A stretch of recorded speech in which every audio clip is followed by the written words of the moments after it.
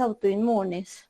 Entonces, básicamente son este grupo: la encefalitis de Rasmussen, las epilepsias respondedoras a inmunoterapia, que está el síndrome de West y el síndrome de Landau-Kleffner, y las epilepsias propiamente asociadas a la autoinmunidad, que son las ligadas a autoanticuerpos, que los mejores ejemplos pues son los anticuerpos que antes se llamaban onconeurales y que ahora se llaman pues que a veces los llaman paraneoplásicos, a veces los llaman propiamente neuronales, de los que vamos a hablar al final.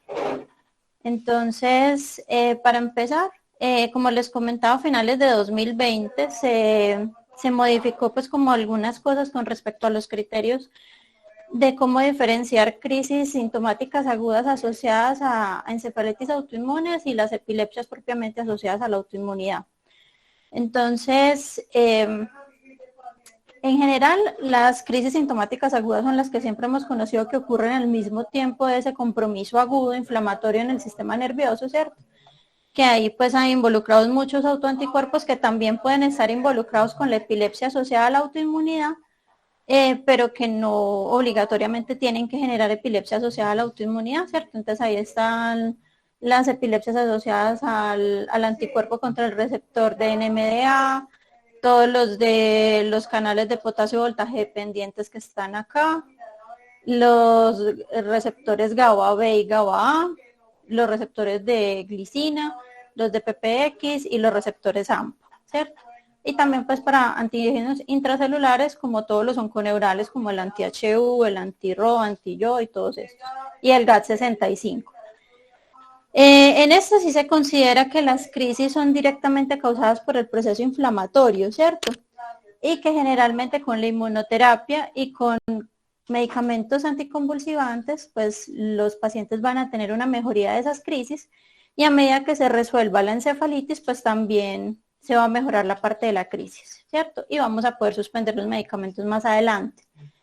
Con la epilepsia asociada a la autoinmunidad, pues aunque se ha visto en todos estos autoanticuerpos, es mucho más frecuente como proceso secundario después de una encefalitis anti-GAT65, obviamente en la encefalitis de Rasmussen, de la que vamos a hablar ahora, y algunos otros procesos como estos que ya habíamos hablado, pero que ya son procesos crónicos, es decir, no es la crisis que se genera en el momento agudo de la inflamación de estas encefalitis, sino cuando ya llevamos varios meses de evolución y seguimos haciendo las crisis, a pesar de que hubo una inmunoterapia efectiva para los otros procesos que estaba generando la encefalitis, los otros síntomas. Ahí lo que se plantea es que lo que genera la crisis es una combinación de desinflamación que terminó generando ya un daño estructural, y que adicional a ese daño estructural todavía hay una inflamación que continúa, que es más mediada por células T, y que por eso lo que plantean es hacer como una combinación de los medicamentos anticonvulsivantes, continuar haciendo inmunoterapia como vamos a ver más adelante, y en algunos casos seleccionados pues se requerirá cirugía de epilepsia.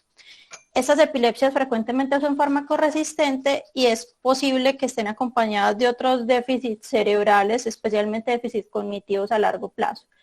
Esta fue pues como el consenso que salió la ILAE hace más o menos unos 10 meses, 12 meses, y son como las definiciones que vamos a tener en cuenta ahora en adelante. También es importante tener en cuenta que como esto salió tan recientemente, muchos de los artículos que tenemos disponibles con respecto a epilepsias relacionadas con la autoinmunidad no tienen en cuenta esta definición, aunque si uno se pone a mirar en realidad sí la cumple. Bueno, entonces vamos a empezar con la encefalitis de Rasmussen. La encefalitis de Rasmussen fue descrita por primera vez en 1958 por el doctor Rasmussen en el Instituto Neurológico de Montreal. Inicialmente fue descrita en niños que usualmente eran niños mayores y adolescentes, pero posteriormente se observó que no solamente se encontraban estos niños y que no estaba restringida a la neuropediatría, sino que también lo encontramos en pacientes adultos jóvenes. Entonces es posible, aunque no es frecuente, que nos llegara a ocurrir que tuviéramos un paciente con encefalitis de Rasmussen. Entonces, la encefalitis de Rasmussen tiene una triada que son las crisis focales farmacoresistentes. Inicialmente son crisis focales motoras clónicas y pueden evolucionar a una epilepsia parcial continua, es decir, un estatus, pues hablando en términos básicos. Esto se debe asociar a una hemiparesia progresiva, que usualmente no es el primer síntoma de la enfermedad, pero que va a evolucionar en el tiempo, y que si la hemiparesia viene porque la lesión está en el hemisferio dominante, también puede acompañarse de afasia. También vamos a tener una atrofia hemisférica que tampoco es muy significativa al inicio del cuadro, pero que a medida que se va evolucionando, pues va a ser mucho más llamativo, ¿cierto? La forma más común de comportamiento de la encefalitis de Rasmussen es que va progresando lentamente en el tiempo, inicialmente con las crisis, posteriormente con la hemiparesia, y lo que más llamativo se hace al final es la atrofia hemisférica, ¿cierto? Algunos casos seleccionados podrían comportarse más parecido a un modelo de remisión y de recurrencia, ¿cierto? Donde el paciente hace unas crisis focales, de pronto le empiezan inmunoterapia y mejora en algo, pero unos meses después ya empieza a tener unas crisis mucho más fuertes, vuelve a hacerle hemiparesia y etcétera, ¿cierto? Bueno, con la encefalitis de Rasmussen, entonces en la resonancia podemos ver básicamente inicialmente unos signos sutiles, como vemos acá, que en realidad no se ve mayor cosa. Si uno compara un lado con el otro, aunque este no es el mejor corte y no está nivelado, pues podría decir que aquí hay un poquito más de prominencia de surcos, pero no es algo muy claro. A medida que va evolucionando la enfermedad, sí se empieza a ver mucho la diferencia entre un lado y el otro. Casi siempre empieza más en esta región opercular, y a medida que ya llevamos varios años con la enfermedad, pues sí se hace mucho más obvia la atrofia. Aquí sí es mucho más claro de ver cuando ya diagnosticaron la enfermedad, y posteriormente con la evolución de la enfermedad, cómo se pierde tanto tejido.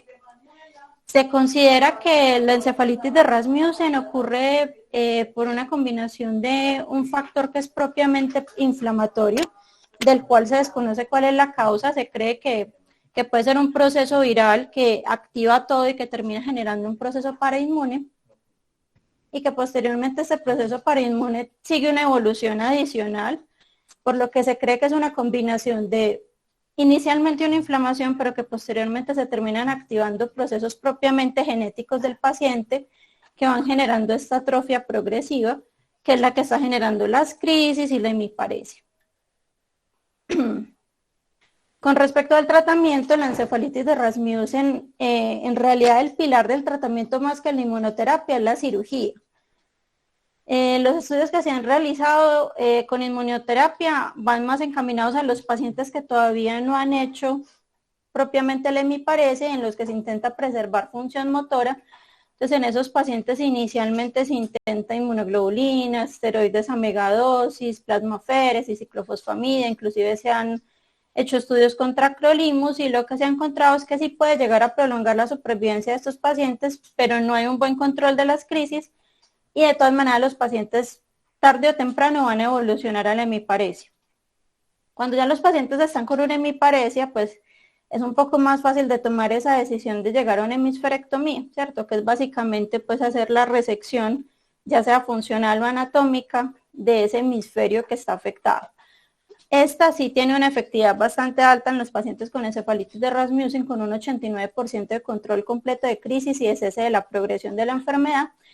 Y a pesar de que esto suena como bastante agresivo, uno decir como no, es que van a sacar un hemisferio básicamente, la mayoría de los pacientes, a pesar de tener un empeoramiento transitorio de la hemiparesia, recuperan la marcha a largo plazo, porque si pensamos en el mecanismo fisiopatológico, pues de por sí esa área que vamos a resecar ya estaba dañada. Pues probablemente muchas de las cosas que todavía preservaba función en ese lado tenían que ver más con el hemisferio que todavía estaba sano. Además, hay que tener en cuenta que muchos de estos pacientes son niños, aunque también se han hecho hemisferectomías en pacientes adultos con similares resultados. Bueno, siguiendo con el tema, entonces tenemos las que llaman epilepsia respondedoras a inmunoterapia, que ahí estarían el síndrome de West y el Landau-Kleffner. Estos dos síndromes son síndromes propiamente de la infancia. O sea que es raro que nosotros vayamos a tener como contacto con estos pacientes, pero es importante para los residentes conocer pues que existen. Entonces el síndrome de West sí ocurre en niños muy pequeños, en promedio de 3 a 7 meses de vida, aunque el 90% de los síndromes se han manifestado antes del primer año de vida. Consiste también de una triada, los espasmos epilépticos que pueden ser generalizados, focales, pueden ser flexores, pueden ser extensores o una mezcla de los dos, una regresión en el neurodesarrollo que ese bebé ya había ganado y el patrón electroencefalográfico típico del West, que es la hipsarritmia. Entonces la hipsarritmia consiste en un ritmo de fondo que es desorganizado y asincrónico y que se acompaña de unas ondas lentas y unas puntas multifocales de gran amplitud.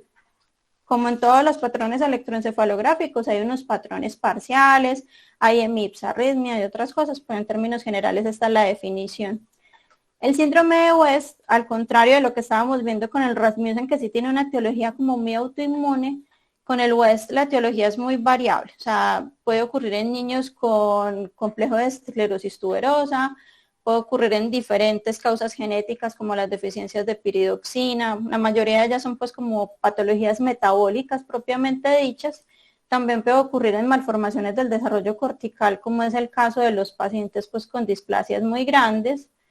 Puede ocurrir también como un fenómeno posinfeccioso después de encefalitis por herpes y otras infecciones, y hasta un 20% de estos pacientes se quedan como una causa criptogénica, es decir, que no se logra documentar qué fue lo que generó el síndrome de West, ¿cierto? A pesar de que la etiología no es exclusivamente inmunológica, lo que sí se ha encontrado, como ya vamos a ver, es que estos pacientes tienden a responder muy bien a inmunoterapia. Esto es un ejemplo de una hipsarritmia, entonces es un ritmo que es completamente desorganizado. Vemos puntas en diferentes localizaciones que son de gran amplitud, ¿cierto? Y es en general pues como un electroencefalograma que es bastante feo y que una de las metas en el tratamiento es lograr mejorar pues como esta parte, aparte pues de la parte clínica, ¿cierto? Entonces, en el síndrome de West, el pilar del tratamiento es el manejo con ACTH en los sitios donde haya disponibilidad. No sé si en nuestro país ya la tengamos. Cuando yo roté por neuropediatría, todavía había que hacer tratamiento pues como con otros esteroides porque no había disponibilidad de la ACTH, pero los estudios grandes están hechos es con en esquemas de 3 a 4 semanas. Hay unos esquemas de altas dosis, otros esquemas de bajas dosis. Pero lo que sí se ha encontrado es que el inicio temprano de la ACTH puede evitar la progresión del deterioro cognitivo y mejorar en gran medida ese control ictal. También se han hecho estudios con vigabatrin como segunda línea o en combinación con la ACTH y lo que se ha demostrado es que combinar los dos no tiene mayor beneficio. Bueno, y adicional a esto, pues el síndrome de West que no se controla podría en el tiempo progresar a un síndrome de Lennox-Gastaut, que eso sí, pues nosotros los vemos con más frecuencia en la consulta de adultos, porque ya pues cada vez sobreviven más. El otro síndrome de este grupo es el síndrome de Landau-Kleffner. El Landau-Kleffner consiste pues en una fase con una agnosia auditiva que ocurre en niños más grandes de 3 a 10 años en promedio. Son niños que previamente ya tenían un desarrollo normal, o sea, ellos tenían un lenguaje completamente desarrollado y de un momento a otro pierden el lenguaje y es una fase pues más de tipo expresivo, ¿cierto? En el electroencefalograma vamos a ver que tienen crisis de diverso tipo, casi siempre son crisis nocturnas, más con una actividad temporal o bitemporal asociada pues como precisamente a las áreas que van a estar afectadas pues que generan la fase y la agnosia auditiva. Y se puede ver, aunque no ocurre en todos los casos, pero es frecuente, el estatus epiléptico eléctrico durante el sueño, el que llamamos también ESES, y que está pues relacionado con esto de que las crisis sean más nocturnas. También hay alteraciones comportamentales, especialmente déficit de atención. Todavía no hay como mucha claridad de por qué ocurre el síndrome, se cree que es que hay un sustrato genético que predispone al niño a este tipo de alteraciones y hay algo que termina generando algo de autoinmunidad, generalmente un virus, y esta combinación de factores son las que terminan haciendo que el paciente presente este síndrome. También con el síndrome de Landau-Kleffner se ha llegado a hablar de que es como si fuera un continuum desde la epilepsia rolándica siendo como una forma muy sutil de este síndrome ya grande, queda como en todo el medio de ese continuum las epilepsias rolándicas atípicas y ya pues en el otro extremo de lo comportamental y de lo del lenguaje vendría a estar el síndrome de Landau-Kleffner. Entonces en el Landau-Kleffner se puede ver pues como el estatus epiléptico eléctrico asociado al sueño, que se puede ver más o menos así. No tienen que ser no tienen que ser ondas pues como generalizadas, pueden ser ondas que sean más focales, pero se ve pues un trazado parecido a este. El tratamiento básicamente, el pilar inicial son las benzodiazepinas, pero en los pacientes en los que las benzodiazepinas no funcionan, se puede intentar con esteroides o con inmunoglobulina intravenosa. Ya en casos que son muy refractarios se ha planteado hacer transecciones subpiales múltiples, pero ya son un recurso pues de rescate y que no es tan efectivo.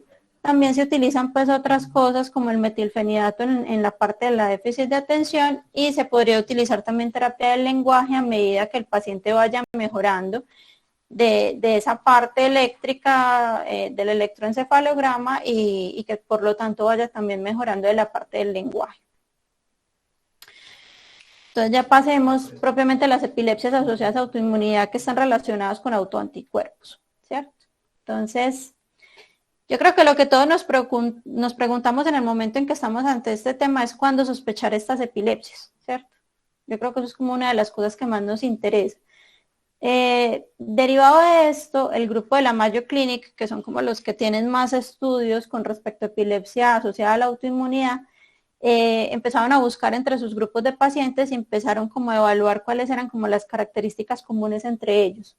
Y lo que encontraron fue que se debería sospechar en los pacientes que obviamente hayan tenido una encefalitis autoinmune, ¿cierto? Que eso sería como el más obvio y el más fácil de diagnosticar. Paciente que tuvo una encefalitis anti-NMDA y meses después desarrolló una epilepsia. El paciente que tuvo una encefalitis anti-GAT65 y después de eso tuvo una epilepsia, ¿cierto? El otro que también es relativamente obvio son los pacientes que hacen NORS, que fue el tema pues que trataron hace 8 días. Que son esos pacientes pues que tienen un estatus epiléptico de nuevo, que no tenían una causa clara, que es refractario y que por más que se les buscan otras cosas no se encuentra la razón, pues se debería sospechar epilepsia asociada a la autoinmunidad. Ya una que no es tan obvia son los pacientes que debutan con epilepsia sin tener otros síntomas, pero que esa epilepsia en menos de 3 meses llega a su máxima frecuencia ictal, es decir, pacientes que desde el principio, a pesar de que no tienen otros síntomas, otros signos neurológicos, debutan como con un inicio relativamente explosivo de su epilepsia, como que convulsionan mucho, pacientes que desde el principio están convulsionando varias veces al día, varias veces por semana, que las crisis son muy incapacitantes y que uno ve que eso como que va progresando en el tiempo rápidamente, se les debería sospechar epilepsia asociada a la autoinmunidad. También en los pacientes que debutan con una epilepsia y que tienen una historia de autoinmunidad sistémica importante, que ha afectado el sistema nervioso previamente. Pacientes que tienen ese inicio subagudo y que hacen rápidamente una resistencia anticonvulsivantes. Los pacientes que tengan síntomas neuropsiquiátricos y compromiso cognitivo de nuevo en evolución, porque estarían indirectamente relacionados pues como con esas encefalitis autoinmunes. Y en los pacientes en los que haya un diagnóstico reciente de neoplasia o sospecha de neoplasia que coincida con el inicio de la epilepsia, o que tengan un compromiso neurológico multinivel, que esto iría pues relacionado con lo de las encefalitis autoinmunes. Entonces, aparte de lo propiamente clínico, que para clínicos nos pueden ayudar pues como a apoyar este diagnóstico. Entonces, por un lado, el líquido cefalorraquídeo puede mostrar pleocitosis, aunque las pleocitosis no son como tan llamativas, pero puede llegar a presentarse pues como una celularidad mononuclear. Se podría presentar también elevación importante de las proteínas, que esto sí es mucho más frecuente en los líquidos cefalorraquídeos de los pacientes con estas epilepsias. Se podría presentar bandas oligoclonales positivas.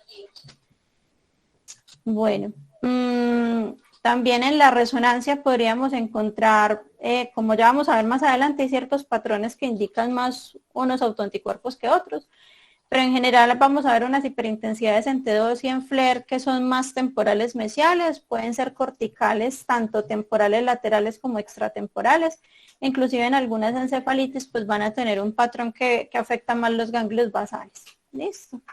Si se llega a hacer un PET cerebral en el contexto del que el paciente se está llevando a un PET corporal total o porque se haga el PET de forma independiente, en el momento de de documentar esto, podemos ver un hipermetabolismo cortical focal. Si ya la epilepsia lleva mucho tiempo, porque se ha documentado pacientes que se les detecta la epilepsia asociada a la autoinmunidad casi que años después de haber empezado, ya no se va a ver un hipermetabolismo, sino un hipometabolismo cortical focal, porque ya va a haber una lesión estructural muy establecida.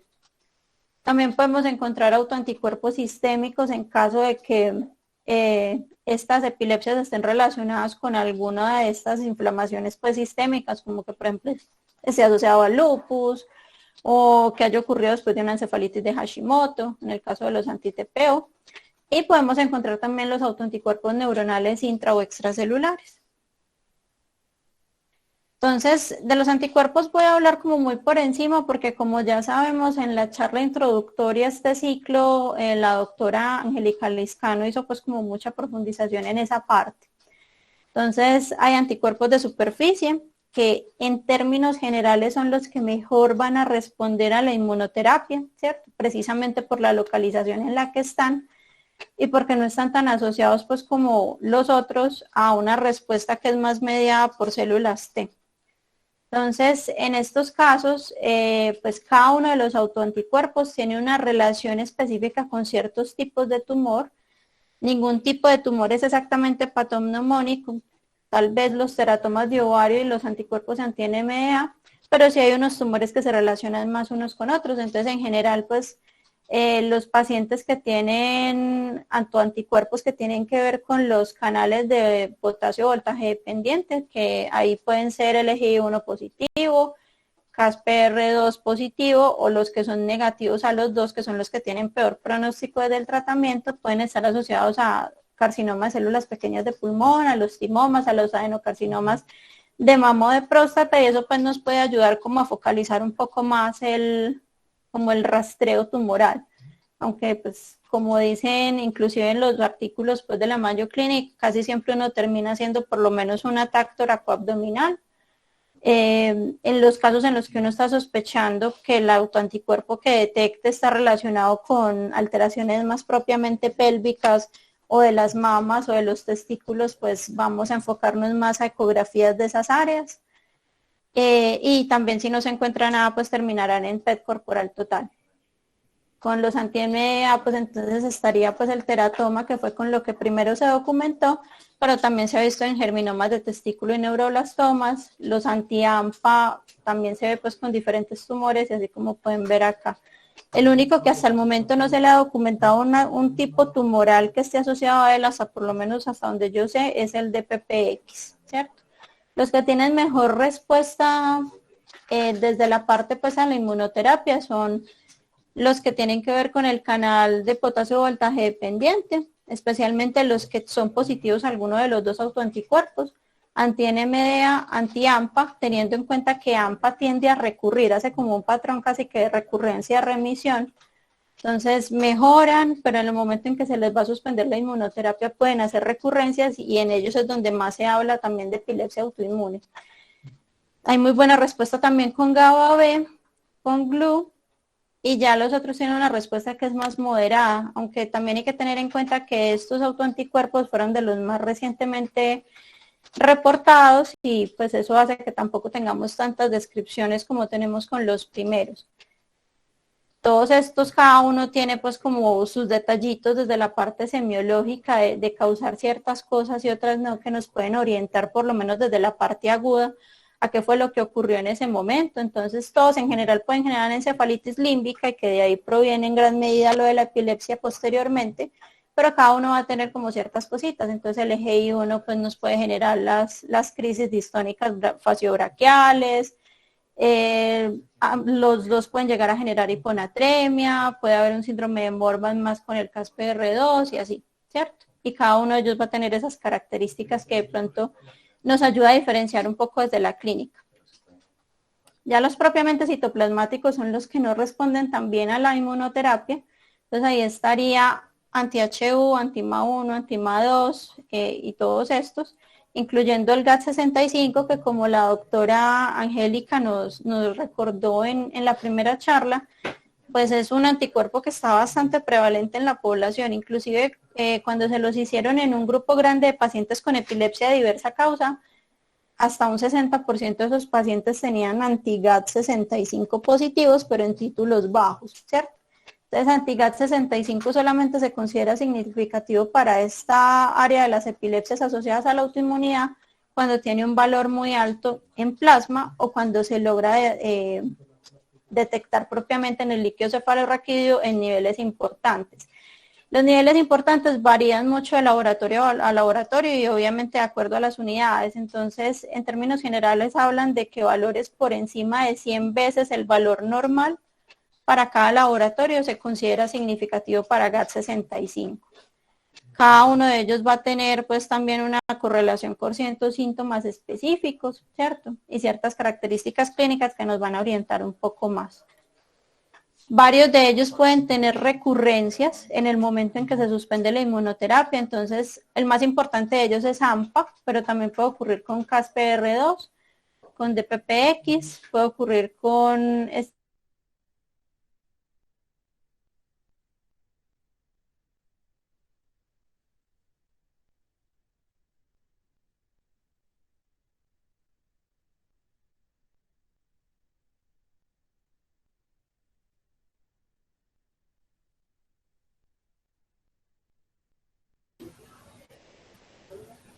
Se fue la doctora.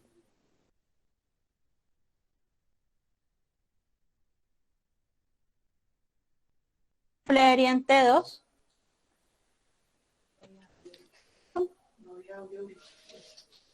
No había audio. Se congeló la Nos quedamos sin presentación. audio. Te congelaste unos 2 minutos. Ah, ¿dónde íbamos?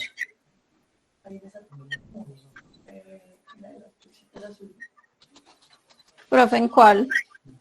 Esta ya la habíamos visto.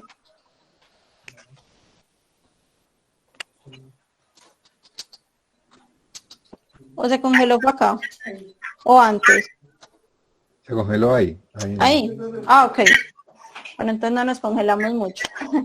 Bueno, no, aquí lo que estaba diciendo es que varios de esos autoanticuerpos pueden tender a hacer recurrencia. El más conocido de estos es el anti-AMPA, ¿cierto? Pero hay otros que también pueden hacer recurrencia posterior de como de todo el cuadro agudo que hizo la encefalitis, ¿cierto? Y ahí están pues varios de los que tienen que ver con los canales de potasio voltaje dependientes como CASPR2 y LGI1, también de PPX, FAP, glicina y el NMDA. Bueno, entonces, como les decía al principio, en la resonancia en términos generales vamos a tener cambios en FLAIR y en T2 que hablan pues como del edema y de la inflamación que está ocurriendo ahí a nivel cortical, pero cada uno de los autoanticuerpos tiene como ciertas cositas que los podrían llegar a diferenciar. Entonces, con anti-GAD, lo que observamos es que compromete sobre todo el lóbulo temporal mesial, o sea, toda esa área que es como más límbica, como pues lo dicen muchas de estas que causan encefalitis límbica. También puede llegar a ocurrir otras lesiones que son como más difusas en la sustancia blanca, pero lo más frecuente es estas alteraciones que son del lóbulo temporal mesial, que puede ser unilateral o bilateral, ¿cierto? Con el anti-HU también vamos a observar alteraciones propiamente en el lóbulo temporal mesial, pero también van a haber otras cosas que se pueden observar derivado de que el anti-HU tiende a ser un compromiso multinivel, entonces también pueden haber alteraciones en otras áreas corticales y en el tallo, ¿cierto? Y con respecto al PET, tanto del uno como del otro, lo que vamos a ver es hipermetabolismo de las mismas áreas que están afectadas en el T2. Listo. Con CRMP5 vamos a tener también lesiones muy similares. Con anti-NMDA tiende a ser más o el temporal mesial o ya también pueden haber lesiones parietales y frontales. Casi siempre también hay alteraciones del hemisferio cerebeloso ipsilateral a la zona de lesión que está ocurriendo propiamente pues como en la corteza. Y rara vez vamos a ver alteraciones en los ganglios basales, ¿cierto?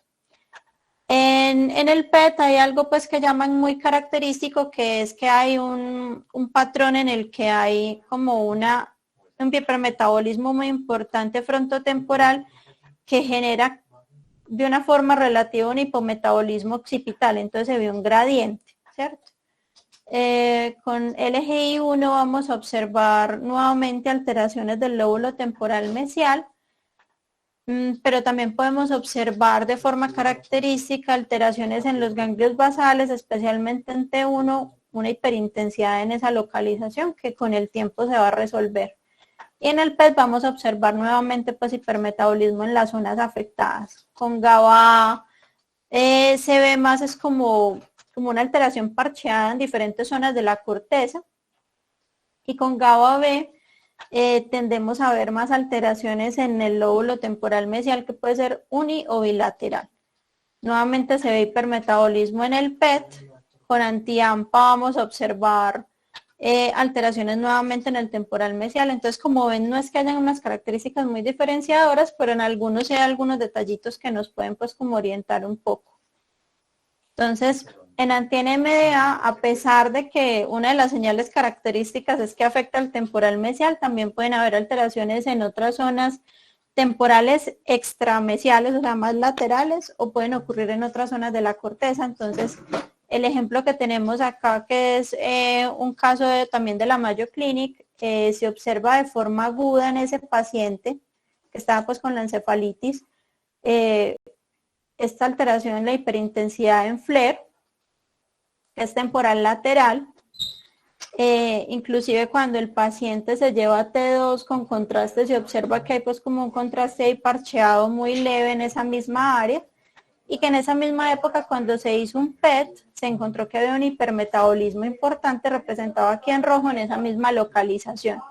Esta resonancia ya es más de un año después de haber realizado pues como estas resonancias iniciales ya en un periodo de quiescencia del paciente, donde se observa una malasia importante en la zona que previamente estaba inflamada. Y derivado de esto es que también pues tenemos más posibilidades de hacer epilepsia a largo plazo en estas patologías.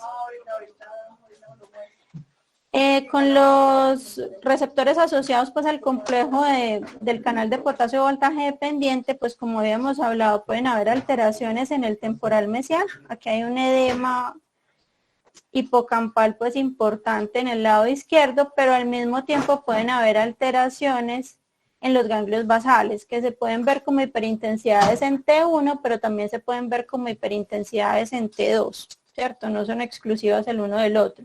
Entonces aquí estaban observando eso, estaban observando que en difusión volvía y se observaban esos cambios gangliobasales, que probablemente están derivados de esa parte clínica que ya conocemos en esta encefalitis. Y también cuando ya observábamos un PET, pero sin reconstrucción como teníamos los otros, también se veía pues un hipermetabolismo gangliobasal. Cuando se le hace un año después control a este paciente, lo que se encuentra es que hay una atrofia relativa de las cabezas de los caudados, que eran las que estaban inflamadas antes, perdón.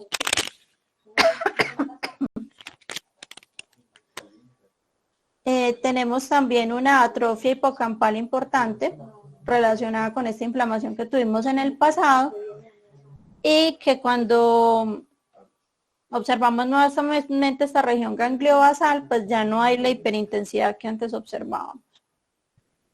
Con GAD 65, también hay cambios que son muy temporales mesiales. Aquí observamos un edema en el hipocampo derecho, pero también pueden ocurrir otros cambios que son más a nivel de otras zonas de la corteza, como en este caso que se ve un edema más localizado hacia el parietal derecho, ¿cierto?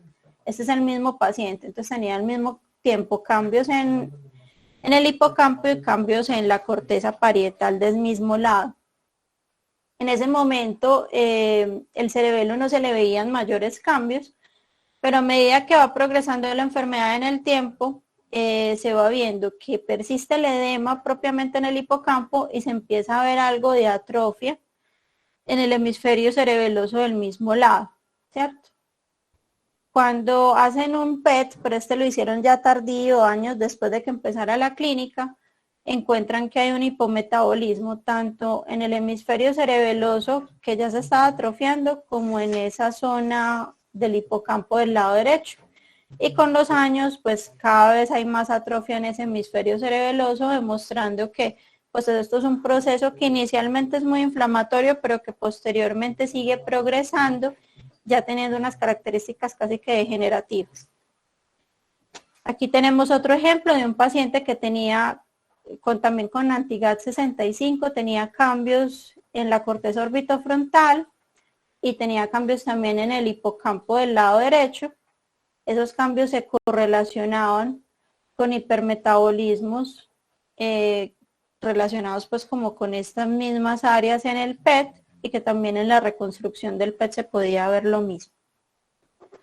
Con anti-HU podemos ver, como ya habíamos hablado, sobre todo cambios en el temporal mesial. Aquí vemos pues que hay edema en el hipocampo izquierdo, y años después, cuando se hace control de imagen, se ve que ese hipocampo se atrofió y que inclusive a medida que van pasando los años sigue sufriendo cada vez más atrofia.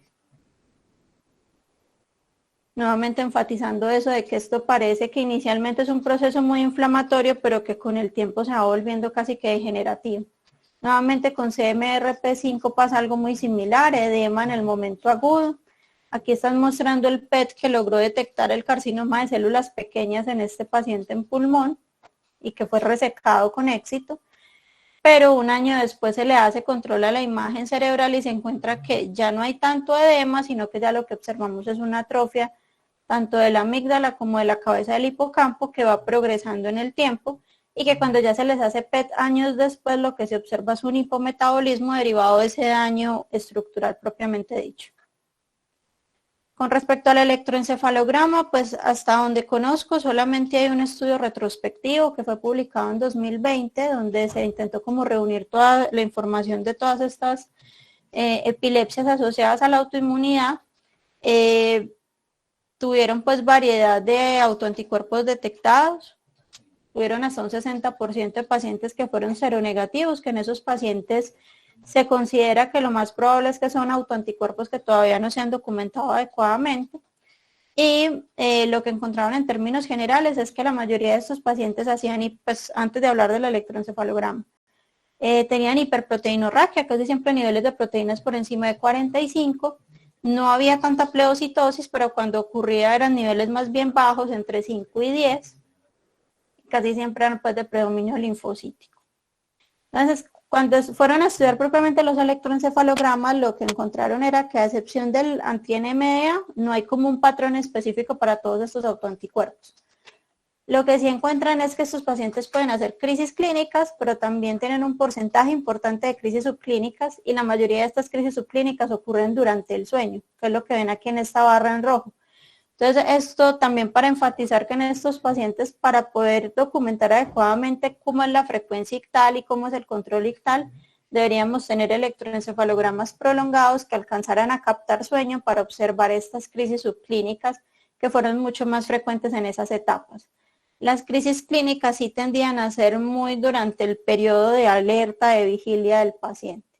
Y las crisis, que eran pues ya propiamente de los canales de potasio voltaje dependientes, las crisis pues distónicas faseobraquiales, tenían una distribución más o menos igual, con un predominio un poco sobre el sueño, pero la distribución era casi que parecida con respecto a una etapa de la vigilia versus el sueño.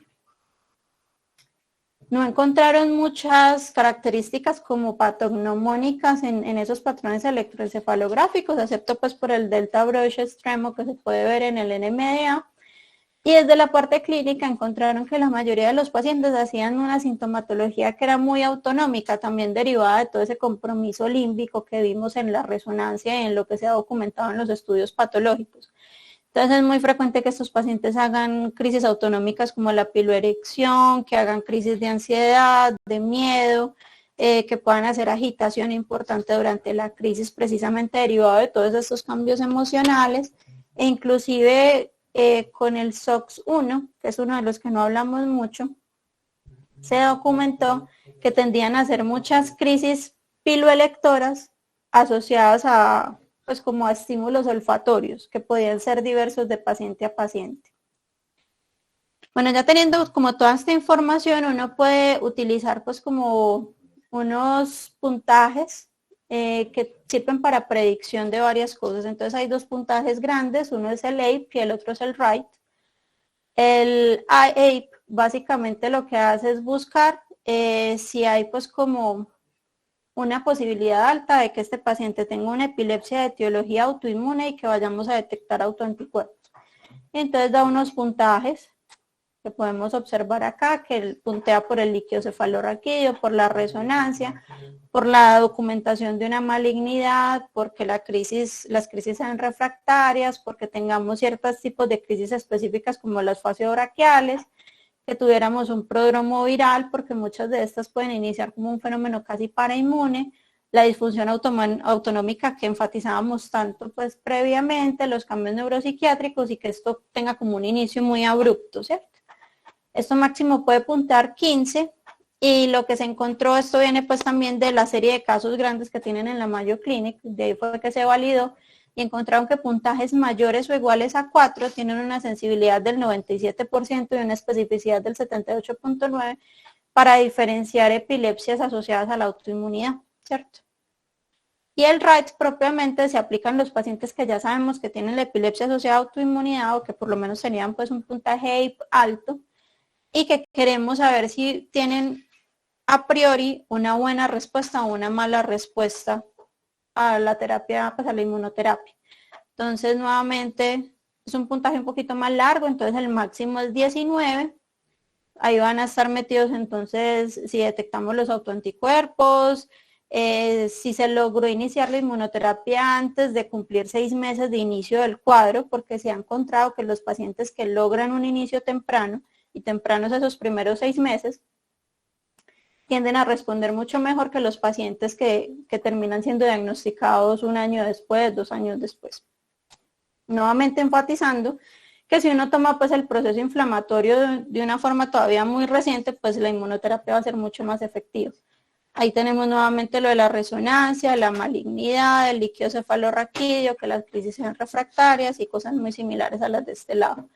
Entonces un RITE mayor de 7 va a dar una sensibilidad del 87% y una especificidad del 83% de que este paciente va a tener una buena respuesta al manejo. Los RITE mayores de 7 que no tuvieron buena respuesta al manejo básicamente se relacionaron con los pacientes que tuvieron inicio de inmunoterapia tardío y los pacientes que tenían GAT65 positivo. Esos fueron a los que les fue más mal en este estudio. Ya teniendo como todas estas cositas, se han diagnosticado y todo esto, pues la Mayo Clinic sacó como un algoritmo que está publicado inclusive no solamente en este Seminar in Neurology, sino que también fue publicado en el Handbook que salió en 2016 y también está publicado dentro de un estudio que ya les voy a mostrar a continuación, que fue como el que validó el esquema de tratamiento. Entonces ellos plantean pues como todos esos criterios de sospecha de una epilepsia asociada a la autoinmunidad, hacer los autoanticuerpos de los que habíamos hablado. Si encontramos esos que son intracelulares que están muy relacionados con tumores, pues hacer lo posible por encontrar el tumor y empezar a hacer tanto el tratamiento del tumor como la supresión de células T. Si son los que están atacando directamente pues como a nivel de la membrana celular, pues se podrían hacer todos estos que están acá y se considera que se debe buscar también el tumor en caso de que lo haya, aunque sabemos que no en todos va a haber tumor, y que empezaríamos propiamente ya la inmunoterapia, que también va a estar pues como pegada de los onconeurales propiamente dicho que teníamos aquí en el lado izquierdo, ¿cierto? Entonces lo que ellos plantean es hacer inmunoterapia ya sea con inmunoglobulina, con metilprednisolona o con plasmaféresis, ¿cierto? Esta inmunoterapia se considera que uno puede empezar a observar una respuesta adecuada a la inmunoterapia cuando ya llevamos por lo menos 4 semanas de tratamiento, o sea que no es una respuesta rápida, no podemos esperar que hicimos el primer ciclo de metilprednisolona y que ya con eso pues el paciente va a estar curado, ¿cierto? Sino que las respuestas en promedio se empiezan a observar a las 4 semanas, o sea que hay que tener algo de paciencia. Entonces con metilprednisolona son las dosis de siempre, 1000 miligramos diarios por 3 a 5 días y después esto se empieza a repetir una vez por semana. por 4 a 6 semanas. Con la inmunoglobulina es un esquema muy similar y también se repite semanal, o sea que es mucho más frecuente de lo que estamos acostumbrados en otras enfermedades autoinmunes. Y con la plasmaféresis, ellos no la utilizan tanto, pero sí dicen que los pacientes en los que cuando se cumplieron las 4 semanas, uno ve que como que si hay respuesta por esa incompleta, se podría llegar a utilizar. Lo otro que ellos dicen es que uno no se puede quedar esperando mucho a ver si el paciente mejora o no. O sea, si el paciente a las 4 semanas sigue mal, se debería considerar alguno de los agentes terapéuticos de segunda línea, que son el rituximab y la ciclofosfamida, ¿cierto? Que nos sirven como terapia aguda y que también nos sirven para dejarla como inmunosupresión crónica más adelante, a las dosis que todos conocemos, aunque ya las vamos a repasar nuevamente.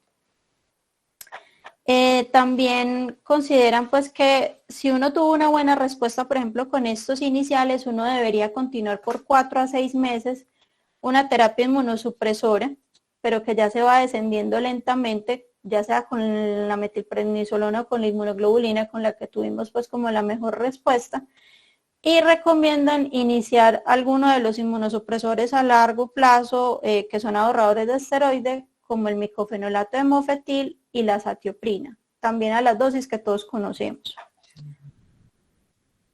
Entonces la meta del tratamiento, la meta inicial, porque como estamos hablando de epilepsia, es reversibilidad máxima, que se considera disminuir en un 50% la frecuencia ictal. Entonces si teníamos un paciente que convulsionaba varias veces al día, todos los días, con que por lo menos logremos que ese paciente empiece a hacer crisis interdiarias, ya consideraríamos que estamos en un punto de reversibilidad máxima. Si logramos pues una remisión completa, mucho mejor. Debemos tener un mantenimiento de la reversibilidad y ahí es donde entran pues como a jugar ese papel esas inmunoterapias a largo plazo y posteriormente empezar a intentar disminuir las dosis hasta una dosis terapéutica mínima. En algunos pacientes se logra suspender este manejo farmacológico luego de 2 años. En otros pacientes, como es el caso de los que están relacionados con AMPA, tienden a necesitar manejo casi que de por vida. Y nuevamente para recordar dosis, como les decía con el rituximab es la dosis que utilizamos pues por ejemplo en NMO, con ciclofosfamida las dosis similares pues a lo que se utiliza en lupus, ¿cierto? Y como les decía, un retiro lento de la inmunosupresión luego de 2 años de manejo. Toda esta parte del manejo viene de un estudio retrospectivo. Hasta donde yo tengo conocimiento, no tenemos un estudio prospectivo con este tipo de epilepsias asociadas a la autoinmunidad. Este estudio fue publicado en Neurology en 2014. También viene del grupo de la Mayo Clinic. Y ellos lo que hicieron fue que de un grupo de 4.000 pacientes que habían con epilepsia en la Mayo Clinic, ellos empezaron a buscar cuáles podían tener un proceso autoinmune y encontraron solamente 29. Nuevamente enfatizando que esto no es una cosa tan frecuente. Encontraron pacientes que tenían primero unos antígenos pues como de superficie positivos y ahí estaban entonces 12 pacientes que estaban con el complejo del canal de potasio voltaje dependiente, que esos tuvieron una respuesta muy buena a la inmunoterapia, de 12 pacientes todos respondieron. Este que es pues un anticuerpo del que no se habla tanto pero que también existe, que es contra el receptor de acetilcolina, que en estos tuvieron 2 respondedores y 1 que no respondió. Este que es también de canales nicotínicos no tuvo ninguna respuesta a la inmunoterapia. Y de los que se consideraban negativos a los de superficie, se encontró 6 pacientes con anti-GAT65, 1 con anti-MA1, anti-MA2 y 6 que no tenían ningún anticuerpo neuronal positivo, pero que por la clínica coincidía con que probablemente sí teníamos una epilepsia asociada a la autoinmunidad. Y en este lado las respuestas no fueron tan buenas, como podemos ver aquí, pues como en las casillitas. Los pacientes eran llevados a metilprednisolona intravenosa o inmunoglobulina, y si no respondían a una de las dos, se hacía como un intercambio a la otra terapia y ahí era donde salían pues los segundos respondedores. Entonces, en términos generales, el 79% de los pacientes tenían anticuerpos positivos, un 69% de ellos tenían alteraciones en el líquido cefalorraquídeo, un 62% alteraciones en la resonancia, 86% alteraciones en el electroencefalograma. Entonces podemos ver que los paraclínicos sí nos pueden ayudar pues como pruebas de apoyo para el diagnóstico. Un 62% de los pacientes en total respondieron a la primera línea, aunque vemos que la mayoría de los que respondieron están más en el lado de los anticuerpos de superficie. Pero inclusive los que no respondieron inicialmente, hasta un 43% respondieron a la segunda línea. y un 83% tuvieron mejoría en las primeras 4 semanas, y por eso es que se enfatiza eso de que hay que esperar por lo menos 4 semanas de tratamiento para poder uno hablar de falla. Bueno, hemos hablado mucho de toda la parte pues como de la inmunosupresión y todo eso, pero entonces ¿en qué quedan los anticonvulsivantes? Porque estamos hablando de epilepsia. Hay varios estudios retrospectivos. Esta revisión sistemática que salió publicada en Seizure en 2018 lo reunió pues para observar qué eran las tendencias con respecto al manejo con anticonvulsivantes, y lo que encontraron era que en términos generales a la gente le gustaba más utilizar bloqueadores de canales de sodio, aunque también habían algunos pacientes que estaban con levetiracetam, pero la mayoría estaban, pues como pueden ver aquí, con carbamazepina, oxcarbazepina, lacosamida, fenitoína, lamotrigina. Y en términos generales la respuesta no era muy buena. A los que mejor les fue, que fue esta combinación de levetiracetam y lacosamida, respondieron solamente con una reducción del 25% de las crisis. Entonces esto también para enfatizar de que el tratamiento en las epilepsias asociadas a la autoinmunidad no se basa solamente en los anticonvulsivantes, sino que una de sus piedras angulares es el tratamiento inmunosupresor.